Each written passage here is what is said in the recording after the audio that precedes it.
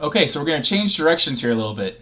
So far, we've been talking about content, what's actually happening in the story, what are the characters like. These are all parts of the interior part of the story, right? But now I want to talk about the form of the story. And it's something that personally I'm really fascinated by. And you'll probably hear me say this phrase a lot, how form informs content, how the shape of the piece of literature, whether it's a short story or a poem or whatever, influences the content, right? How there's a relationship between the form that the story takes and then what actually happens inside the story.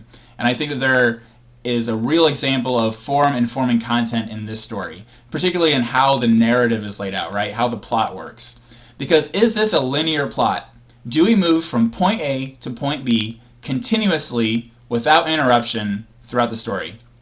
The answer to that, I think, is no, right? You find out very quickly that we have all these section breaks, and we find out things that are going to happen in advance before they happen, right?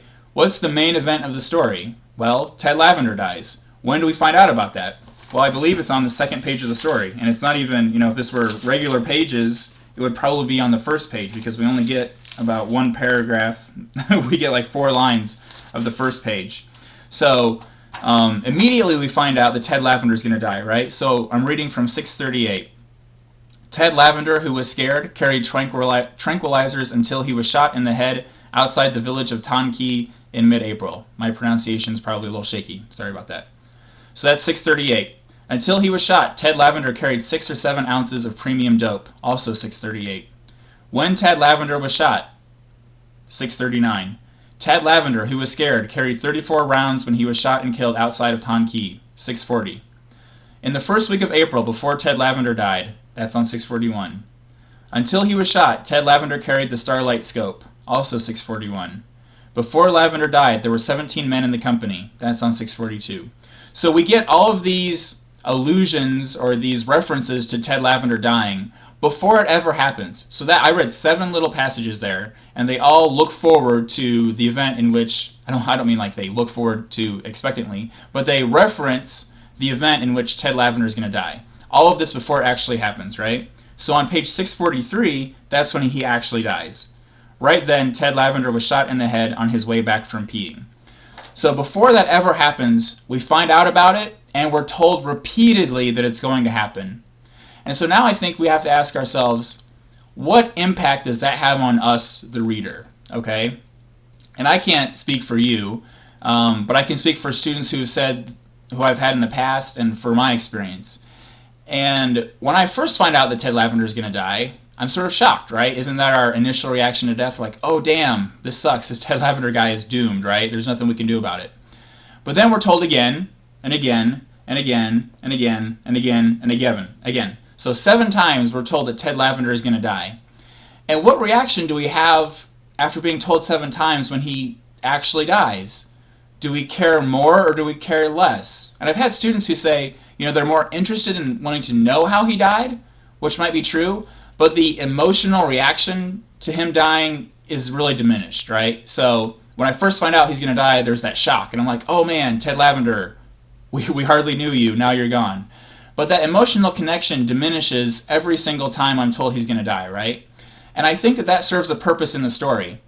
Where are these guys? What's the setting of the story? Well, they're in war, right?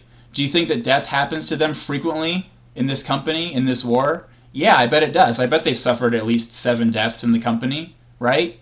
And so I think that what Tim O'Brien is accomplishing by, repeatedly referencing Ted Lavender's death 7 times is that he's basically wearing down the emotional connection that we would have to death, right?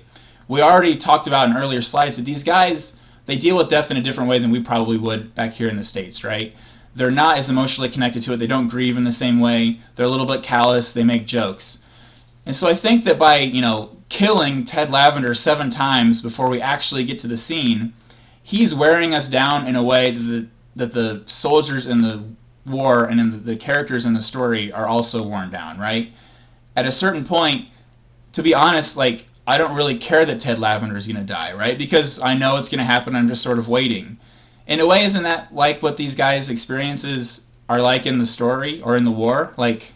Basically, they know someone is going to die, right? They don't know who and they don't know when, but they know it's going to happen. And so I think that by killing Ted Lavender over and over again, it's a way for the reader to experience that emotional disconnect that the soldiers experience in the war, right? And so eventually, Ted Lavender's death loses meaning, so that by the time we actually get to it, we're like, okay, whatever, and we move on. Just like the soldiers are kind of like, okay, whatever, that sucks, but I got to look out for me, and we've got to move on. And so I think what he's doing with the form of the story, by sort of hopping back and forth and always looking and referencing this event, he's enacting, I know that's a word you'll probably hear me use a lot throughout the semester, the form is enacting the content of the story. So in the story, the characters are emotionally disconnected, and through the form of the story, the reader becomes emotionally disconnected to Ted Lavender. Does that make any sense? So I think that the form here is informing the content, and so what's happening in the story to the characters is in a way happening to us as readers.